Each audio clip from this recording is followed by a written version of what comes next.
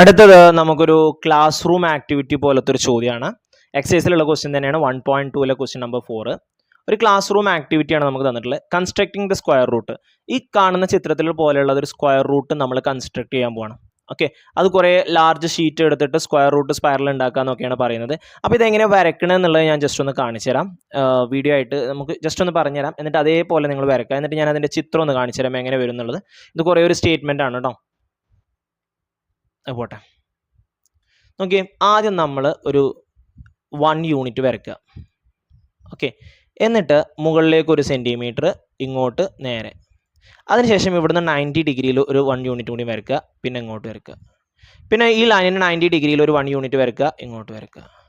പിന്നെ ഈ ലൈനിന് 90 ഡിഗ്രിയിൽ ഒരു 1 യൂണിറ്റ് വരയ്ക്കുക. 0യിലോട്ട് വരയ്ക്കുക.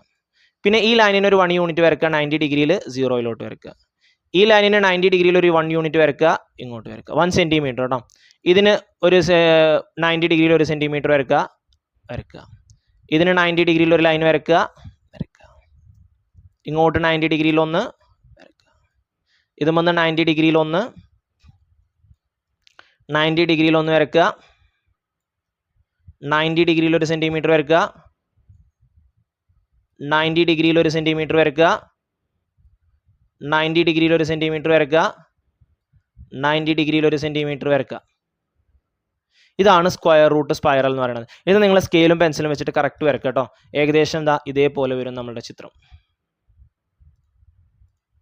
ആണോ, 1 സെൻറ്റിമീറ്റർ 90 കറക്റ്റ് 90 ഡിഗ്രി. എല്ലാ ആംഗിളും 90 ഡിഗ്രിയിൽ പോകണം കേട്ടോ. എല്ലാ ആംഗിളും 90 ഡിഗ്രിയിൽ പോകണം. വരച്ച് കഴിയുമ്പോൾ നല്ല രസമായിരിക്കും കാണാൻ. ഓക്കെ, ഇതൊരു ആക്ടിവിറ്റി മോഡലിൽ നമുക്ക് തന്നിട്ടുള്ള ഒരു ചോദ്യമാണ്.